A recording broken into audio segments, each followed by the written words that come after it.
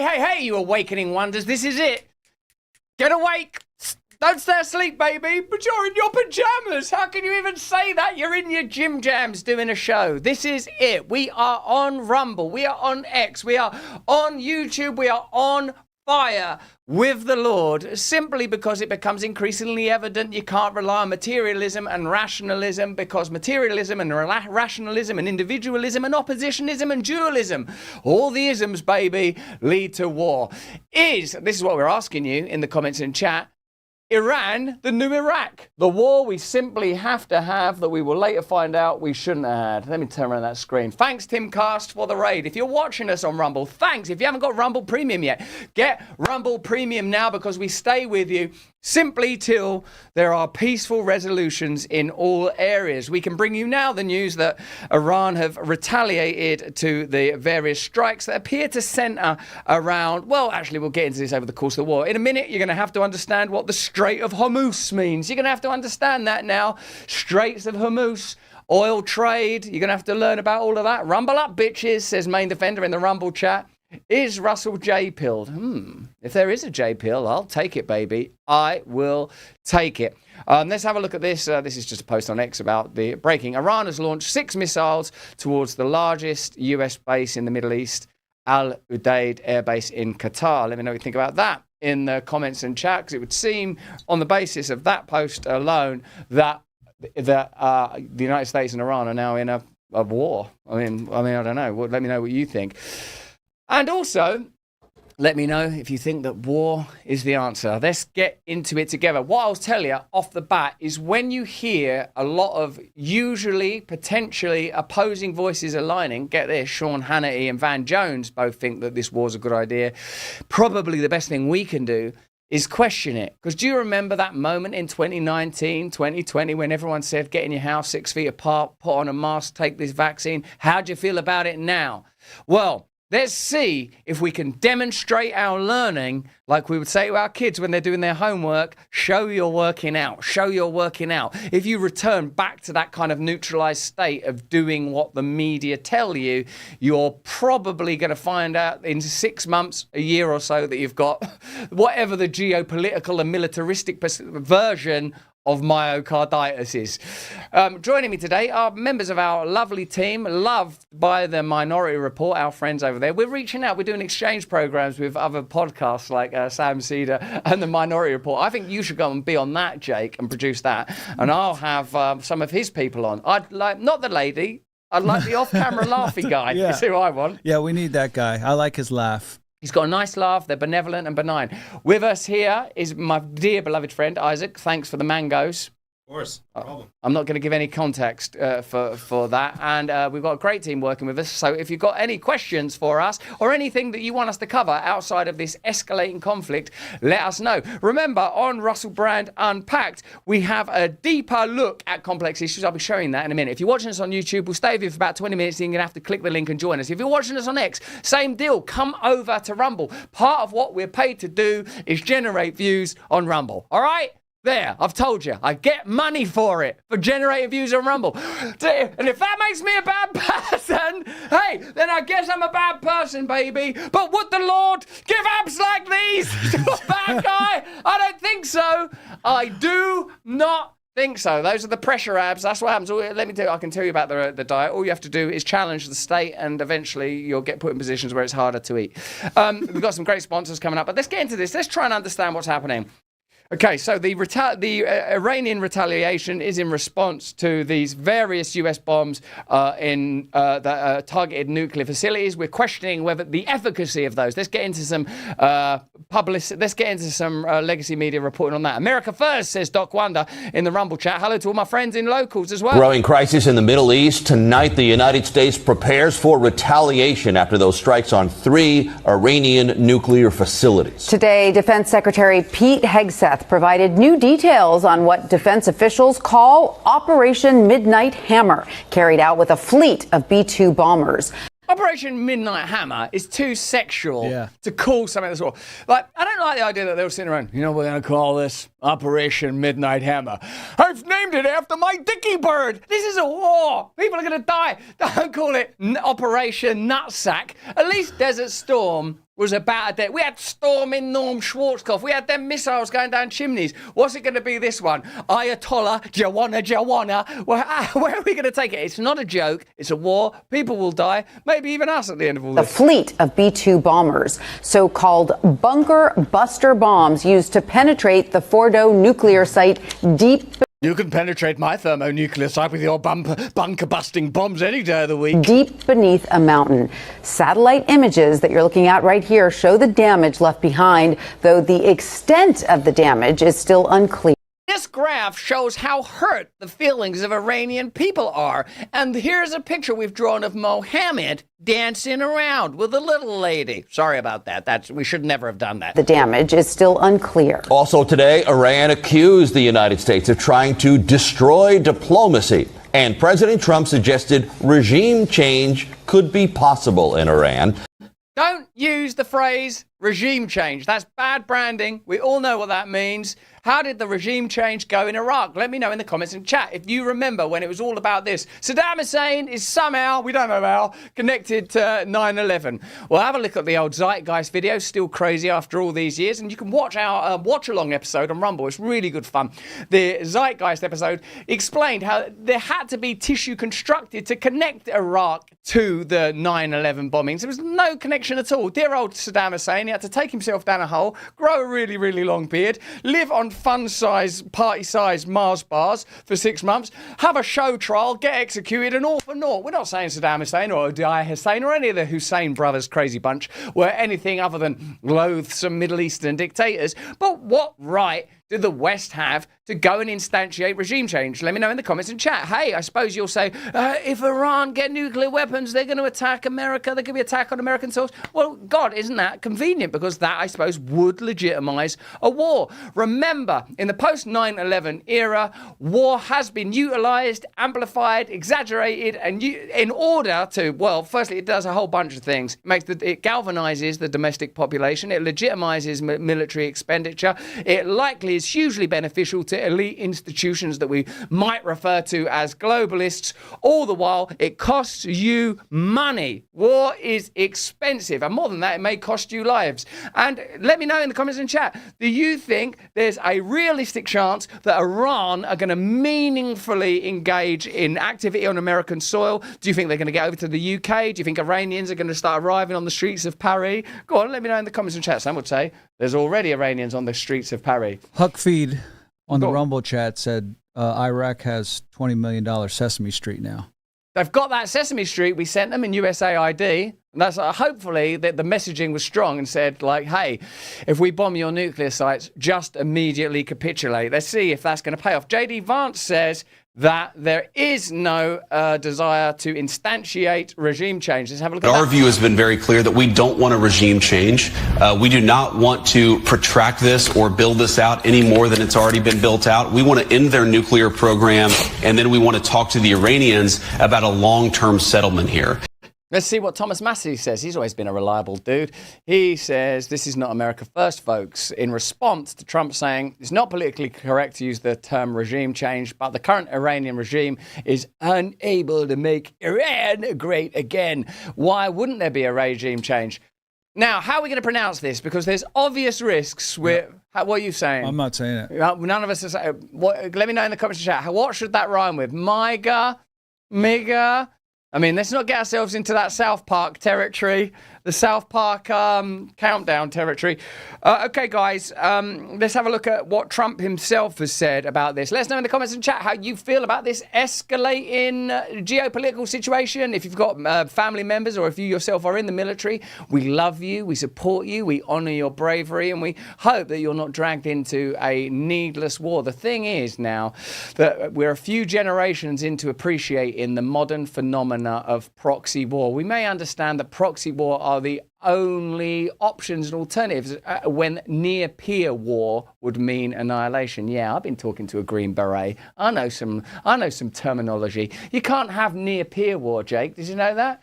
Near-peer war, that's Russia, China, and America. So it has to be squeezed down the toothpaste tube of proxy wars. Vietnam, proxy war. Korea, proxy war. Ukraine, Russia, proxy war. Proxy war. What is it good for? Avoiding near-peer war. Perhaps the most lethal, But if peace does not come quickly, we will go after those other targets with precision, speed, and skill. Most of them can be taken out in a matter of minutes. There's no military in the world that could have done what we did tonight, not even close. There has never been a military that could do what took place just a little while ago. Tomorrow, General Kane, Secretary of Defense, Pete Hegseth will have a press conference at 8 a.m. at the Pentagon.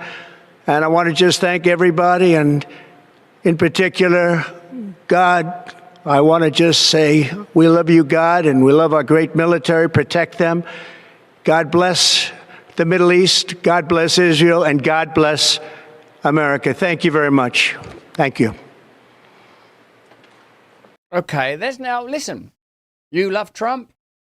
Trump definitely was a significant obstacle in the uninterruptible ascent of global imperialism in the form of neoliberal outfits like the Democrat Party in your country, Labour in my party, or in office, politicians like Macron, those WHO, WEF, World Bank sponsored officials, grey, drab, dreary individuals, colourful, sometimes only literally, in order to distract you from the deep homogeneity of globalist politics. And Trump has done sterling work in inspiring and awakening the American spirit. But seems like we're in the middle of an escalating war. What do you think, guys? What do you think? We ain't criticizing Trump other than to say that global war is not going to be good for any of us. Now, Thomas Massie, that dude, I think we can rely on him. Let's see what he's saying. And the notion that this isn't an act of war, I find ludicrous. This is a hot war. There are two nations, Israel and Iran. Second Chance says deep homogeneity. On the surface, diversity. Underneath, neutrality and not neutrality, actually, a kind of a banal control, a desacralized space where the same institutional and bureaucratic powers are operating. That's what we got. Remember, superficial diversity. We care about people being different colors and different religions. It's a melting pot. Under the surface, you all have to think the same thing. You all have to say the same thing. If you don't take that jab, you're in serious trouble. That's an example of superficial diversity and deep homogeneity. Now, what the concern would be is that you can even have changes, fluctuations in the political parties that govern the most powerful country in the world, the one you live in, the United States of America, yet beneath the surface, the same levers are being pulled by the same institutions and interests. What do you think about that? Is it possible, or is Trump too much of a maverick, too authentic, too connected to? Let me know what you think. Let's have a look. Two nations, Israel and Iran, trading volleys of missiles every night, every day, and we're co-belligerent now in this war. I mean, the vice president went on to say that they needed to act now because there was a narrow window. And if they waited, it could have been too late. And they needed to stop the proliferation of weapons of mass destruction. Do you not share that concern? No, I don't share that concern. But I have another concern, and that is that 3 bombings to neutralize Iran may turn out to be the 2025 version of 2 weeks to slow the spread. Do you think that's an interesting point? Mm-hmm. That 3 weeks to get the situation under control might be like 2 weeks to stop the spread or slow the spread? Do you remember that? Do you think it's comparable? Let me know what you think. I reckon what we have to do is not lapse into fealty just on the basis of cult of personality, whether that personality is Joe Biden or Kamala Harris or Donald Trump, who has an exciting and interesting personality. But remember to return to our deep held values, whether that's fealty to nation or the kind of values from which a nation might even be formed. In your case, that's not an abstract thing. You've got a constitution that's very explicit about what America means. Do you think that America has an obligation, a role, a duty to get involved in foreign conflicts? Do you think that this is motivated solely by American interests, or do you think that America's relationship with Israel is at least a contributory factor? And if you think that it is, do you think that it's good that America is willing to go to war on behalf or in alliance with Israel? He said, God bless Israel, right, in that speech. So that's somewhat explicit. Let me know. Let me know. Spread.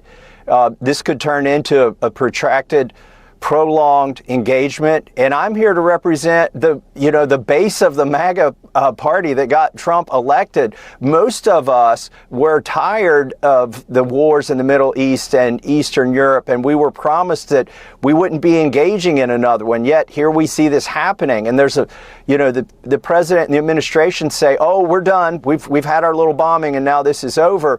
But what happens if this drags on between Israel and Tel Aviv gets pummeled by Iran? It's interesting, isn't it? Because what we know about war, because of what the near saintly Julian Assange taught us, is that the function, he said, of the Afghanistan war was not to end it, but to prolong it. That the Afghanistan war went on as long as it did, costing American service personnel lives and people in Afghanistan lives, and costing you, the American taxpayer, I think, well, it was like a lot of money. I don't know the exact figure, but it was a lot. The purpose of it was to prolong it. In order, Assange says, the function of government is to transfer public money into private hands. Now, this is like tax time in your country, the United States. When you're paying those taxes, what do you like to think those taxes are going towards? Like in your little hearty of hearts, do you not think, I'd like to keep that money so I can spend it on me and my family and what I want to do? And do you not allow yourself sometimes to ponder just for a moment, what if we could just opt out and just establish our own communities? Like, doesn't the technology exist now that we could have localized tax models solely, and that we could trade in cryptocurrencies and we don't need to participate in these systems? I'm not suggesting that America capitulates and negates its vast military power. Yeah, let's keep that vast military power. But perhaps we could have elective participation in taxation. Indeed, didn't you leave the British Empire precisely because you felt you were being unduly taxed in ways that didn't make sense? So unless you yourself have some visceral, rational, spiritual reason for engaging in a war in Iran, then ask yourself, what are we doing here? Where am I getting my information from? Why did I believe that I had to stay in the house and stay 6 feet apart and wear a mask and take a vaccine? Why do I believe that there needs to be a regime change in Iran? Where did I get that information from? If it was from some human source, some human resource, interrogate it deeply. Okay, so Thomas Massie there, he could be getting booted out because Trump's announcing a primary challenge against him. Check this. God, that's a lot of language.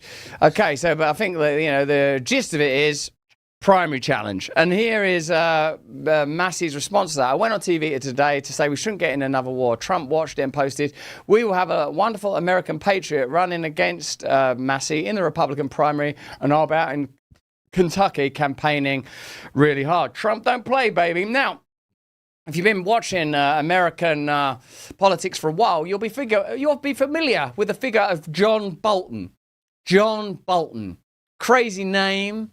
A name that suggests militarism and a kind of bellicose stance and a moustache that's near ridiculous.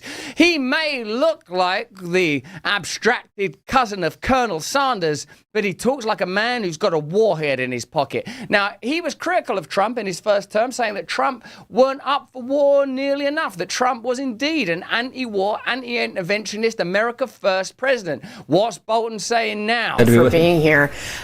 Were you surprised that President Trump took such decisive action? Well, let me say this unequivocally. I think President Trump made the right decision for America to attack Iran's nuclear weapons program. And I think we're on the verge of potentially seeing regime change in Iran as part of that. I think this is a huge change in the Middle East. It was a decisive action. It was the right thing to do. I thought somebody should do it for a long time, but better late than never. In the chat, people are saying that Iran have just fired at Israel. Have a look, guys. Can you have a little look and tell me if there's any posts on that on X that we can refer to? While we're pulling that up, you can do it silently if you don't mind. Let's have a look at the concert and concordance of normal media voices. Here's the New York Times advocating for war. One of the things that I want you to pay attention to is, are there numerous legacy media outlets advocating for war, bypassing Congress, which I think is constitutionally necessary. Check it out. Here's the New York Times sort of getting into it. Look at these missiles.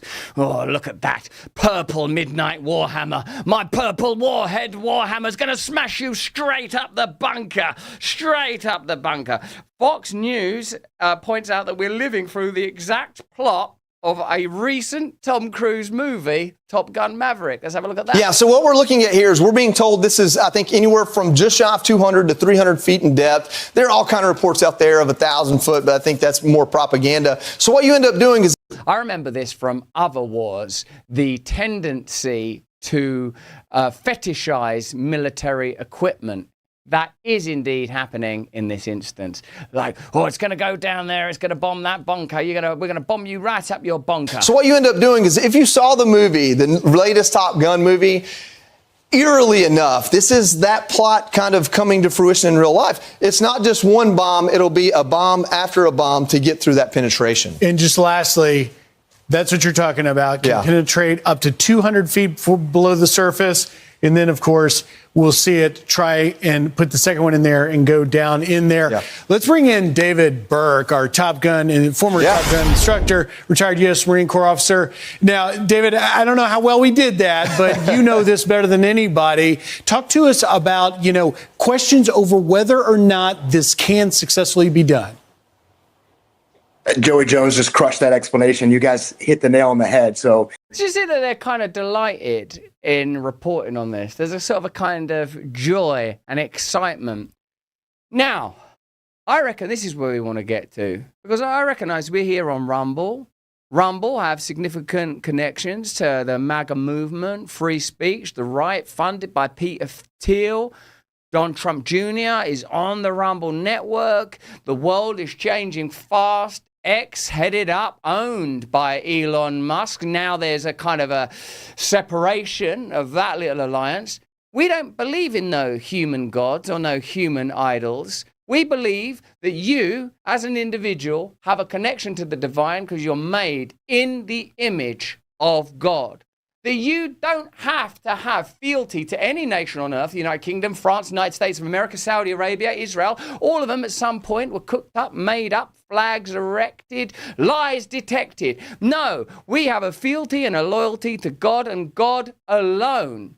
So this is what I suppose I'm saying here, is when you detect a kind of joy, it's very human. That's carnality. That's flesh. When you recognize that there's connections, worldly connections, that's too part of the potential organized intelligence that we're here to oppose and to overcome, for which he died.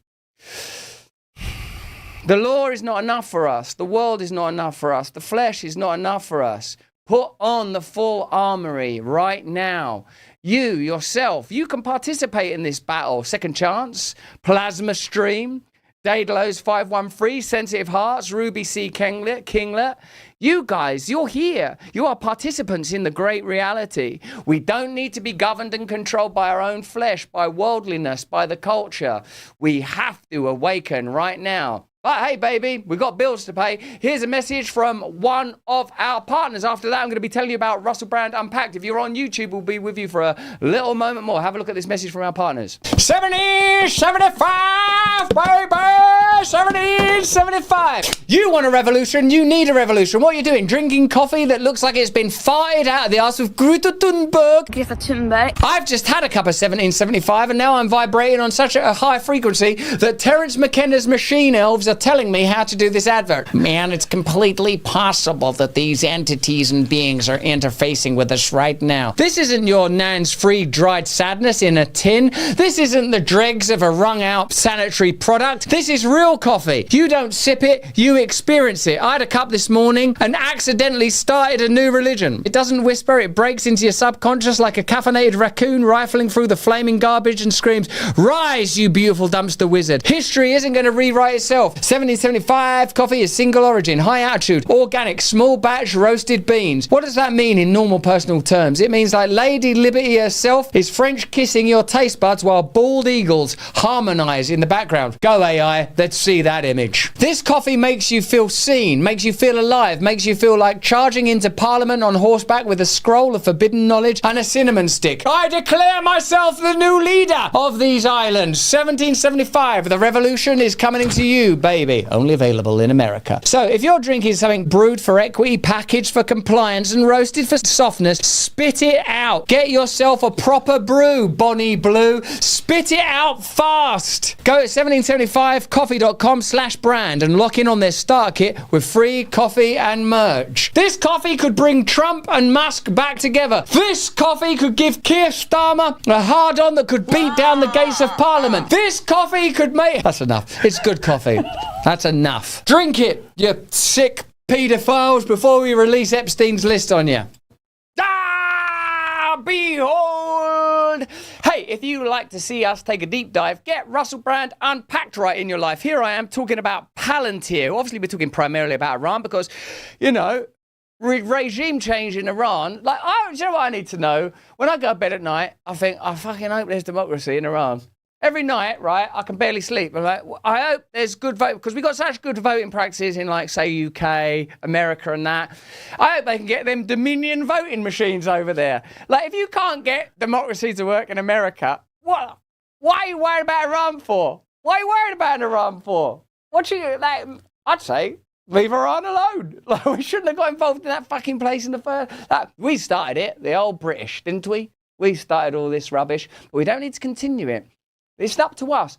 What I would say is this: stop electing false idols in the form of human beings and then being surprised when them false idols are human and fallible and flawed and get swept up in all sorts of institutional nonsense. Check out this. This is a brief look at Russell Brand Unpacked. These videos are all up on Rumble. Watch them there.